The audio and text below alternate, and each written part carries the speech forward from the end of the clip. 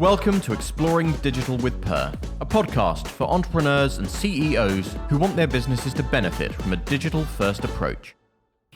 Hi, it's Nick, and welcome to Explore Digital with Purr. I recently caught up with Tom Jepson from Footprint, who are an SEO and PPC agency, and we spoke about all the ways in which marketing and development teams should work hand in hand.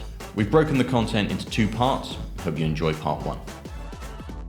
Hi, and welcome to the first in a series of videos and podcasts we're going to be releasing over 2020. For those of you who don't know me, I'm Nick from Purr Digital, and we are an onshore digital technology consultancy. We do all sorts of digital product development and consulting, plus incubate some of our own products. I'm here today with Tom Jepson from Footprint, a long-standing partner of ours. Tom, would you like to explain a little of what you do? Yeah, so we're from Footprint, and we basically do search marketing and help clients make more money online, primarily around getting people visibility in search engines and helping them understand their customers and what they can do to increase conversions. Brilliant. On the site. So Footprint and Purr have worked on a number of projects over the years, generally in the kind of traditional web build space. And as two specialist agencies, us in development and Footprint in marketing, we were keen to explore some of the ways in which specialist agencies might be a better route for you rather than a full service agency, and how that can have an impact on your planning and budgeting for a project upfront and ongoing as well. Yeah, definitely. For us, it's about, we're really good and passionate about what we love doing and what we're good at, and what we like to do is, obviously, we would work with other specialists, people that care about the other bits that we're not very good at, and come together to provide the best possible solution for clients, really. So absolutely. And you came from a wider full-service agency background as well. Yeah, my background's a technical one, so I used to be involved in web builds and design, and historically I worked for a site that, for an organisation rather, that built websites and then also marketed them. Mm-hmm. But my kind of interest went very into, I like building sites, but actually how does Google work, and how is this magic algorithm, and how do we kind of gain and gain visibility? So that kind of became a passion, and since then we've moved on and we're at Footprint, and that's where we kind of specialise and say, look, this is where we want to be and what we want to focus on, and then partner with other people like yourselves to do the other.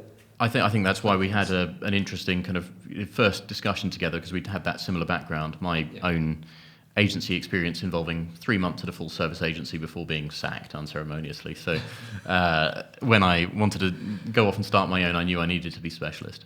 Yeah, and I think I do think there is a bit of a myth around trying to find that magic agency that can do all things. I think you can find them out there, but they definitely exist. Hen's teeth, and it tends to be very expensive.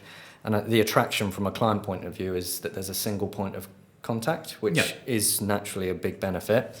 However, trying to expect one agency to have people that are talented in all these different plethora of different specialisms is quite hard to find. Absolutely, and I think it's fair to say even when a full service agency does do a good job in all areas, there will always be something they're really good at. And they will tend to, what they tend to do is have an industry specialism, and there may not be one that you can find locally that suits your industry as well. Exactly. And I think from a client point of view, it's important, the benefit that you have from having multiple specialists coming to the table is you have different angles and different perspectives and different views. So provided it's managed in the right way, you can get much more from that, having different perspectives rather than more a singular kind of perspective of what's going on and what's right for the client or the solution that's being built. Absolutely. So I guess I wanted to kick off by saying, so let's say you're planning a new website project for your company. It might be B2B, might be B2C. It's sort of irrelevant at this stage, I guess. But how do you think, in most cases, you should structure the team that delivers a project like that? And I think we should think both internally, externally, the balance between agency and contractor or permanent staff. Mm-hmm. So it depends what resources you have internally, but I think there should be somebody that is, the flag bearer, that person that leads the whole team, that centralized person. That tends to be some kind of digital marketing manager role, that person who's in there that knows the brand, the audience, the product better than anybody else out there. And really their job is to kind of build a team of the right people to do whatever it is they're looking to achieve. I think where it can go wrong is where you've got too many people trying to have control over it. So we talk about the idea of shooting the hippo, which you might have heard, which is the highest paid person's opinion. Mm-hmm. I think often you can get kind of senior people within the organization that, oh, well, I like this color, or I think this. And from our perspective, that can really hold things back, because it's not actually, a website isn't built for the owner of a business. The website isn't built for the designer or the developer that do it. It's built for the users. So it's trying to make sure that we're not taking our own biases and we're looking at it from a user perspective. So I'd say that you need that lead figure that has the greatest understanding of who that organization is, what they offer, and the audience that they are trying to go after, and what they wish to communicate to that audience, and have that person then build a team of specialists around that. And that's obviously going to require, development skills, design skills. Tracking is another core thing. I think one of the things that often gets really completely forgotten. Well, I know that's a frustration that you and I have both spoken about in the past, that it sometimes feels like developers or the marketers get involved too late in the day to really be able to have the impact that they need to, whether that's on the plan or even at the budgetary stage or the brief writing stage. Yes. And I'm going to come on to that in a second in terms of the brief elements. But certainly it's an experience we've had with the hippos that you mentioned, that it tends to be that the higher up the organization you go, the more a person tends to be swayed purely by the creative, rather than necessarily the detail of how to deliver it. I mean, just the realities of being further up the food chain. I mean, you don't have the time to worry about those things. You would assume that the digital marketing manager's sorting that out for you. Yeah. And you're being asked to sign off on which creative route you prefer, or at least that's sometimes how it feels with an organization. And I guess, have you got any examples of situations where it turns out that, a design agency's been appointed, or a designer has begun the project, but, it turned out development and marketing weren't involved until later on? I think sometimes it's also, because we're dealing with people here, sometimes people have a close affinity or relationship with a design agency, so they naturally gravitate to, who they know and things that are familiar to them. Yeah. There are instances whereby, we've been pulled in to situations whereby it's pretty much the site's there or just launched, or it's been launched and it's gone wrong, which is the classic problem, really. Yes. It's kind of coming to the table way too late. But I think that's where it starts with. Really, the person needs to get a really crystallized understanding of, right, what do we want to do and why are we, let's say, rebuilding a website? Why are we doing that? What are we looking to achieve? And then starting to think, well, who are the key people that I'm going to need to do that? And yes, one's going to be a designer, but you've also got the development arm, and you've also got the marketing arm of, okay, well, how are we going to market this, and what do we want to communicate? Sure. So I think really you need to get all those people in the table right from kickoff. Completely. And that will help frame, who you need to have with you. It's also one of the downsides, I think, to traditional ITT processes, that sort of thing, where it effectively leads a customer towards a more full service agency. But if you're not able to complete an entire, tender process and deliver all the features they've asked for, then you tend not to be able to win the overall project. So as a specialist agency, I guess you're less likely to be involved, to ask to tender for a project in a planning stage, and you tend to be more of an afterthought. Yeah, I'd say this is probably the biggest failure that we see in kind of web builds, is people think, right, we've got to build a website and we want it to look like this and we want it to do this. They go away and then build the site and then say, right, let's market this website. So the challenge there is the fact that when we're more of an afterthought, if you like. So the site has already been built, they've crossed the line. I mean, I know as well as anybody else how difficult it is to go through a development process. It's not the easiest challenge. But to then at the end say, right, let's get a marketing agency to now give us the thoughts on how they're going to promote that. And then somebody like Footprint comes in and says, well, why have you built it this way? Where are the landing pages for these particular areas that your customers are interested in? Or this particular way that you've developed and platform that you've chosen isn't really good from a search perspective because it's unable to be indexed. Yeah. And that is not a nice situation to be with, because the development agencies feel like they're being critiqued. The actual client themselves think that, hang on, shouldn't they have known this? And so we come to and it's very inefficient as well. And Completely. it means that you've got to spend extra money and go backwards rather than moving forwards. Certainly, I've been in situations, I think, where the clients have appointed a full service, or at least claiming to be full service agency. The experience of the build has left them, by the end of the process, wanting to sack the original agency and then looking for another one. And it's so tricky, I think, to work out who it is that you want to appoint at the beginning of a process. And I guess my point is always try and think of the person you're appointing to build a website, or to manage the build of your website, including the marketing planning elements, on the basis of who you're going to be dealing with for the next 3 to 4 years of the lifetime of this website, which probably isn't going to be the people who drew you the pictures initially. It's going to be the people who manage the maintenance, manage the extension of functionality, who manage the marketing and analytics and tracking. And those are the people that you will spend more time with over the lifetime of it. Yes, in the initial project, you're going to involve creatives a lot more. But if they do their job really well, then that tends to set the tempo and set the style for the website for its lifetime. Yes. And I think the point you're making there as well is the longevity of this relationship. I think sometimes people can see websites as a bit of a commodity. It's a bit of, I've got to rebuild the website. It's on my to-do list, and just see it as once that's done, I can move on to the next thing. And that's certainly not a healthy way to approach things. I think it's about, that's the first iteration of what you then need to evolve. Mm-hmm. Nobody, no matter who the design or development agency or who's involved, can get it 100% bang on at the beginning. That's just impossible. They can get it at a great point, but it's about evolving that over the time. So is there anything from that experience or that mindset that you would say you would advise that a customer changes how they write a brief for a web project, or how they disseminate a brief for a web project? Yeah, I think that's ultimately where it goes wrong, is the fact that, even today I've been speaking with somebody and, it's like, this is the first time I've ever been involved in a web project. And it almost is like, at times, businesses will appoint, just somebody that doesn't have very much experience to just do this, because it's just getting the website done.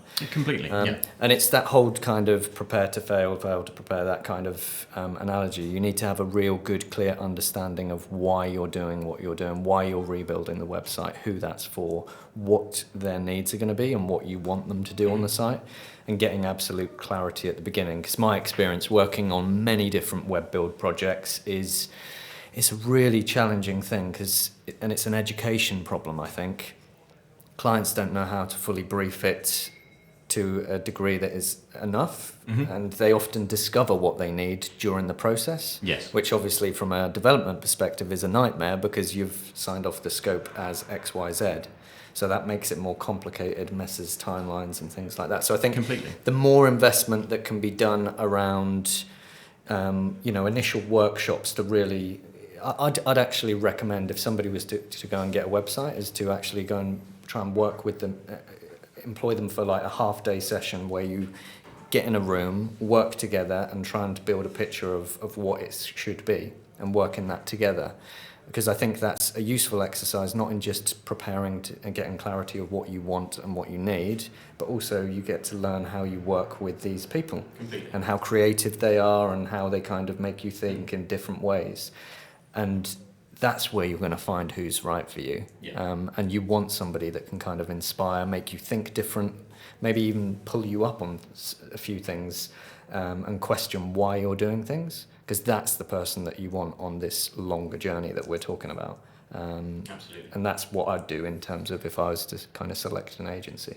I think it is tricky, because there's a tendency to be overly prescriptive in a brief in terms of what you're after, and yet to simultaneously make vast omissions, and then to set a fixed budget and to say, well, I'm looking for a supplier to deliver me this, and it's almost guaranteeing that it's not going to go well. Because someone somewhere will go, yeah, we'll do that, and then later they push back and say, actually, no, it can't be done in that budget, or you realise now you need to bring in the marketing team. and the kind of competitive element of it almost forces an agency to give bad advice at the beginning, and sort of in most instances you want to say to a client, you probably want to rewrite this brief and reissue it, but your timeline now doesn't work and you're going to miss your deadlines. Yeah, and that's again an education, not really knowing the complexities involved, and the way that, you know, things that they fail to do, let's say deliver on time, or either party, is going to have a knock-on consequence. You know, you can't just kind of say, oh, I just had an idea, we should introduce this massive section to the website and expect to have that within the existing time frame and budget. So again, that's knowledge of how complex is it to build a website or certain functionality, and it's a challenge. It is, you know, I sympathise with the clients because they don't really get the full extent of what's required for each of these things, but also for the development agency, it makes it very challenging. So how do you think it should work now in a, like, let's say you're happy to appoint specialist agencies and you're going to put a team together to do it. In an agency culture where people are increasingly moving towards an upfront paid consultancy phase, do you think there's a way you should structure that as a brief, or structure the appointment of those agencies? I mean, should you expect to do that process with a couple of different agencies for each element? Is that a downside of going specialist? I don't know. I think, to be honest, I'm not entirely sure. I think, you know, you could. It's a matter of luck as well. I mean, you can find a great agency, and I think it's go out there and meet a number of different agencies and get the feel for them first. Because I said at the end of the day, it all boils down to the people that you're working with. Absolutely. So they can be the greatest.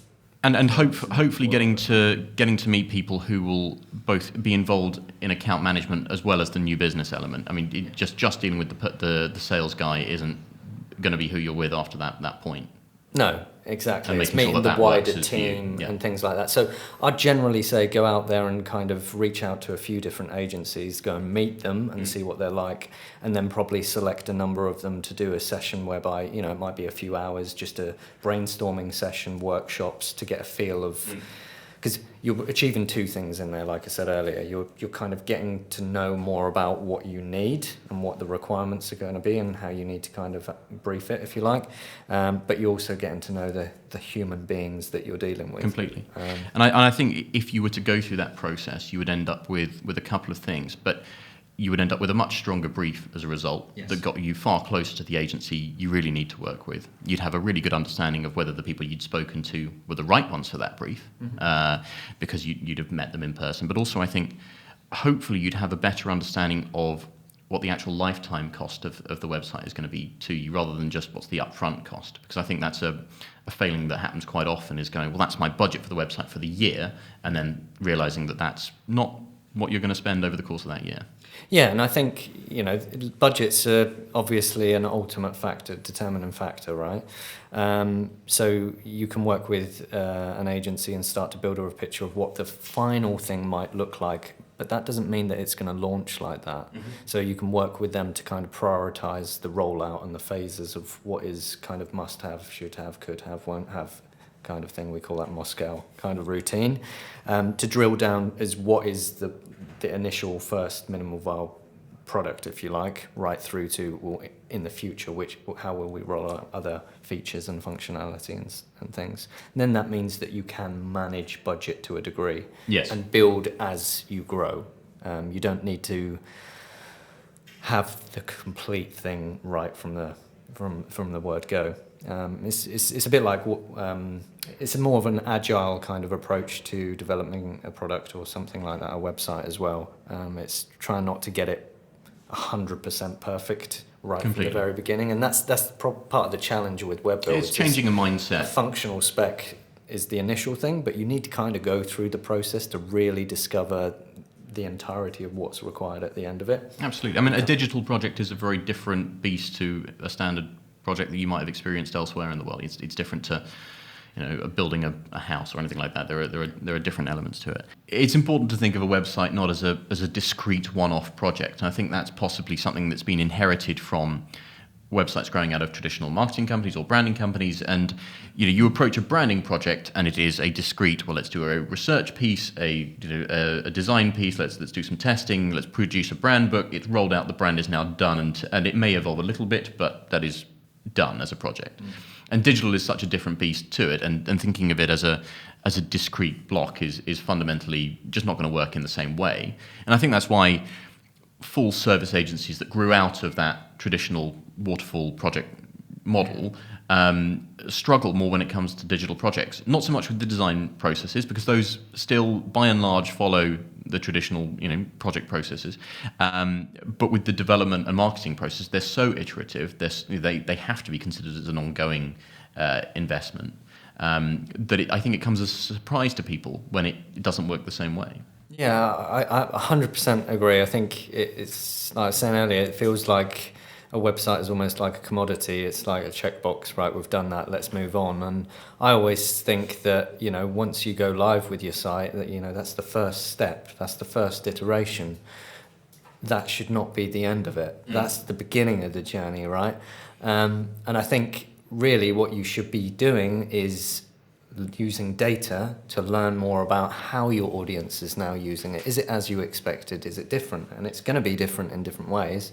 And taking learnings from the data and then evolving the platform as you go. So I think a relationship that I've experienced with client development agencies is, okay, they build the site, they launch the site, and then there's some kind of maintenance solution there. Which is cool because that means it's hosted by them. They make sure that it's secure, that if anything goes wrong, they might change some pictures and things like that. But that's maintenance, that's not evolution. And that's what I think it should be, that when you launch the site, it should go continual evolving and learning from how people are using the site and improving it. Absolutely, you can't get it right. And there's no hard and fast rule for it. I mean, if you have a traditional e-commerce product-based website, you're unlikely to evolve it particularly, significantly over time unless you diversify in how you deliver those products in some way. But especially if your website is the product, if it is a software as a service model, then if you're not investing continually in it, then it's impossible to grow longer term, and you will see drop off. But I think what's interesting about your point about data is that, yes, absolutely, some of it has to come from how are the users interacting with the site, what's working, what isn't. The other thing I think that's so often missed is, well, what is the ROI of that particular feature? Am I going to invest in that feature because I want it, because the users want it, because it's actually going to make me any more money? Is it because your competition's got it? So and what's also funny is a lot of the time as a development agency, the designer will be appointed to design you a new feature, and then the developers are asked how much it will cost to build that, and then you go back to square one because it's more than you thought. Yeah, and I think, I don't know, the data should inform, the website should be there to help develop your understanding of your audience. Okay, so you launch a site and you create it in a manner that you think it's going to fulfill the needs of your audience and engage them, but you need to use the data to really learn, well, actually, is what we originally thought really giving the value or being used in the way that we expected, and use that to inform the future development and evolution of the site as a platform. I think you're right in terms of allocating budget ongoing. It depends on how much value your website contributes to the bottom line, essentially. And it's data that's going to tell you, okay, if I invest this much, how much do I get from it? And that's one of the biggest problems that we find in websites that we come up against, and their kind of analytics and tracking. 99 to 100% of websites have Google Analytics tracking on, right? Which is great. You'd hope, and that's a great thing. But we researched 150 individual business Google Analytics accounts, and we found some interesting things, which was that 85% of all of those businesses weren't tracking meaningful outcomes in Google Analytics. They just had the vanilla data. No goals set up, so no goals, no events or anything like that. Which, Google such Analytics, a missed opportunity. Massively so. I mean, it keeps me awake at night. It's that bad. It's because there's so much that Google Analytics can tell you. It can tell you a million different things: where they came from, how long they spent there, blah blah blah. But what Google Analytics can't tell you straight out the bat is, well, how many people converted or downloaded a brochure or did some kind of interaction. What was their journey to get there? Exactly. And ultimately, that's what you need. You need a measurement framework and a tracking set up that tells you how people are using that website, Yeah. not just where they're coming from and how long they spend on there. Because traffic is one of those old school vanity things. Yes, it's a KPI that we can use to measure, are more people coming to our site? Yes or no, good, bad. But it doesn't tell you whether they actually converted or whether they, did what you want them to do. And there's that old kind of example of what if I told you that I could give you 1 million visitors to your website today, none of which converted, or one visitor that actually converted, which would you choose? In the instance of most people who don't load test their websites or build scaling ability into them, I would say I'd definitely like the user that converted, please. Yeah, and that's the thing. And I think, that's the reality of our research. 85% of people don't have clarity of, how people and what people are doing on their site, and how that influences their business. The other scary stat on that was that 95% of those 150 accounts that we analysed had a configuration that was such that it would potentially jeopardise the accuracy of the data. Really? Yeah. What was the biggest failing? So a lot of it was like things like spam data and not tracking things. We had sites on there that weren't tracking. They didn't have tracking on various different pages on their sites. Through not to filtering out configuration. spamming results. Yeah, so especially, and the spam one is, if you're Amazon, it's kind of like a drop in the ocean, this spam traffic. But if you're a small B2B business with, it can flood. It can give you wildly misleading results. Yeah. And the other thing is just people not really knowing how to use the data and going off metrics that they've heard of. Things like bounce rate. We can have a whole conversation about that if you want. But it's one of my, soapbox ones is terms of people obsessing over bounce rate. But you've got to look at it. Well, if you're not actually tracking what happens on a page, then it could be absolutely fine. No, if somebody comes straight to my contact form and gets in touch, that's 100%. Or arrives on your website and reads the phone number off the header. Exactly. So that it's you need to look at it in context, I think. Tracking is one of the things that often gets overlooked. And I think going into looking at the longer term life of a website, there's always going to be a question later on down the line, could be 2 years, 3 years, 4 years. What am I going to do with it now? Am I rebuilding? Am I upgrading? And I know one of the big topics you guys deal a lot with is migration. Yeah. There's sort of two sides to the coin. One is there's nearly always two options. One is you start from scratch in some way, building your new site, and that often happens when an organisation, has been through a merger, an acquisition activity, or the strategy or positioning has changed in some way, or the marketing manager's changed, and that's enough to change the overall direction or look and feel of the website and content. To an extent that they feel a whole new website is necessary. A lot of the time it's not strictly necessary, but sometimes it might be more cost efficient to go for a new, and people just like to change things anyway. It is worth factoring into your decision making when you appoint a web agency is, well, what's the likely lifetime of this platform? And fortunately it's getting much easier to account for that and to upgrade things. Going from different WordPress versions is pretty straightforward. I mean, even some of the later WordPress 4 to WordPress 5 stuff was pretty straightforward.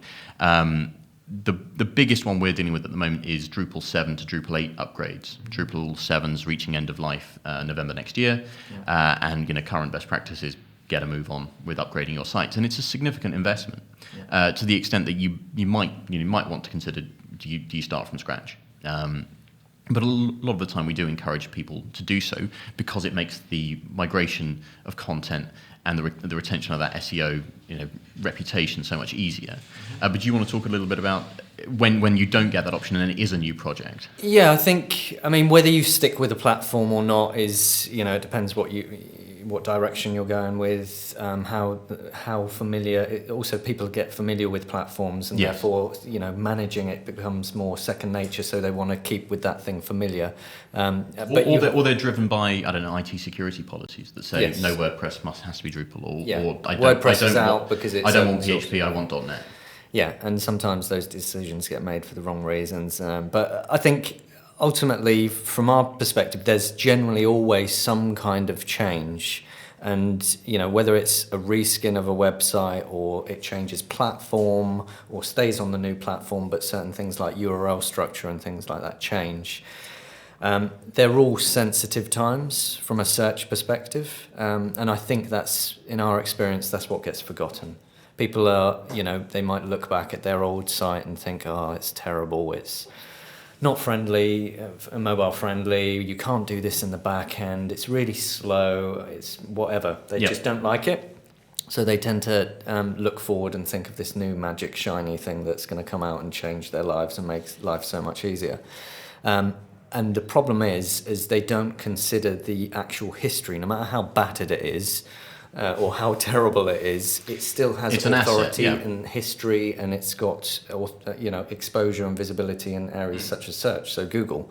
And they forget about that, and then what happens is they just launch a brand new website, and all of a sudden that messes up their search visibility because they have failed to consider, well, how do we transition from our old site to the new version? Or worse still, they then also lose all the event tracking and goal tracking.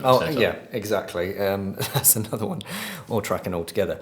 But yeah, the way that I describe it is almost like if you had a rose bush in the back of your garden, and even if it was a battered old thing and, looked a bit sorry in your moving house, you wouldn't just kind of grab it by the stem and rip it out and then just plonk it in, because you rip out all the roots. And that's the way it is, really. What they're not looking at is the roots and the history, the and tendrils of the exactly. site across the internet. So what tends to happen is like, oh, let's just pick that and then do that, and expecting Google to magically work it out, and it doesn't, because Google comes along and looks for the page it used to find on your site, and then it's gone. And you, not just from a search perspective, also from a user perspective. A user might bookmark the site or have gone back there, doesn't work. Or links from referral sites then link through, and you lose that traffic. So it's a very sensitive time from an SEO point of view when a site moves from whatever platform it is, especially if URL structure is going to change. But even if URLs stay exactly the same, some people also make decisions in terms of, right, we've got a bit too much content on these pages, let's go a bit more Apple. And they decide to have a big clear out and go minimalist, less is more. And then you get a ton of 404 errors. Well, no, the page might still be there. Oh, I see, but just missing the text content. has changed. Yeah. So Google will come and crawl that page and go, hang on, where's the rest of this content? This was really useful content. That's why I used to rank it. Not sure about this anymore. So then all of a sudden your rankings change. So there's quite a few things. The worst one that I've had that I can remember, and I've seen this a few times, but one springs to mind, is a client that decided, one of the senior management team decided, look, we've got this blog and nobody's posted on it for 2 years. It makes us look bad. Let's just get rid of the whole blog section because it looks bad for people coming to our site. But what they didn't realise is that, they had about 200, 300 different pieces of really good, solid content. Some of these were generating like 5,000 visits a week. Such a shame. Right? And they decided to make we'll have a bit of a spring clean, let's just get rid of that content. And the thing is, although it was blog content, but which by nature it's informational queries, so people come in, they digest the content and they leave. Although they didn't have a high conversion rate, that's what helps hold the rest of the site and the more service level pages up in higher accolade within search. So they pruned that. Not only did they lose 95% of their traffic overnight, the rest of the queries that they were ranking for kind of commercial terms, they also fell as well, just because somebody made a bad decision. Do you ever get the real kind of perfect storm combination of URL structure change, content missing, and domain change? Yeah, and add in the other one as well. They launch and they've forgotten to take the robots text file off. Yeah, which is essentially telling a search engine, right, you're not allowed to come in here. You're not allowed to see. There's nothing to see here.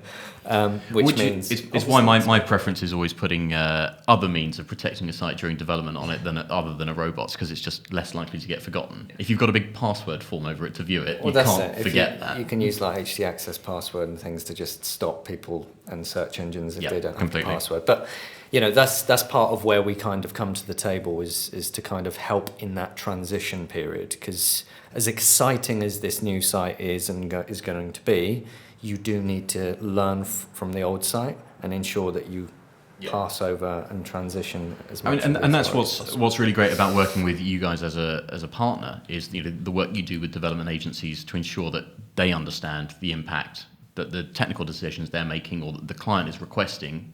Make sure you understand the impact of that and mitigate for it. But what do you tend to find are the biggest issues with development agencies, or do you think development agencies are guilty of not sharing this information with clients or not knowing this information? No, not at all. And I feel for kind of developers and web agencies that, because again, it's an education thing from the client perspective. Yeah. Because somebody's technical, they know all this stuff. So it's the classic There's case definitely of, an assumption of they'll know how yeah, this of course, works. you're technical. You know how And to my build printer websites. needs work as well. Exactly. So the way that I described it earlier was like, just because I speak French, it doesn't mean I can speak Japanese and Chinese and all the other languages in there. Just because somebody's technical by nature and can build websites doesn't know that they get the intricacies of search. You've got a couple of words of overlap with Farsi, but that's about it if you speak French. Yeah, perhaps. So I think, that is the problem, I think. There's assumption on the client end sometimes that, they must know all this stuff. Mm-hmm. And the reality is that's not the roles and responsibilities from a web development agency. Not traditionally anyway. It's kind of, right, we want a website, we want it to look like this and function this way and built in this platform and etc. They're not thinking about, what happens if they make a bad decision and remove content. They're generally following instruction. At least of the client. it's very variable, the level of understanding or commitment to working that out. Yeah, and I think that's where we come in as well, because a lot of the work that we do as well is doing research onto understanding how well the old site performed and doing data analysis to find which pages really engaged well from just general visitors, which pages rank really well, and it's kind of protecting certain areas and showing, look, don't think of getting rid of these. We're using data and research to inform which pages you should have on your site as well. The other thing that we can do is obviously research into the big gaps that people tend to have. So one common thing is we'll have a service page that has all our services on it and expect that to rank for all those individual services. Well, it's not going to quite work. You need like a page with a few hundred words of content on it for it to be at least, I mean, if there's 100,000, 1 million other web results that are dedicated to a particular topic, and then you've got a page that has 20 different topics all on the same page, well, Google's going to know which one's going to be more relevant to someone's specific query. So I think through things like using Google tools to understand search trends, what people are searching for, to help influence which pages should you have on your site and how should you develop an ongoing content strategy to answer questions and engage your audience, that's where we can kind of come in to kind of help and say, look, I know you guys are thinking about having these pages, but our research shows that users are going to come in and land and be interested in these areas. So maybe we should factor that into the sitemap and create contents on the new site, but also a content strategy that is ongoing that feeds into it as well. And we've done a lot of work recently with that is just kind of, again, if it had come just straight from the client and the development point of view, that it wouldn't have been looked in that way. Thanks for watching part 1. See you in part 2. Thanks for joining. Remember to subscribe and follow us, and to share today's insights with other businesses you know who want to stay relevant in a digital-first world.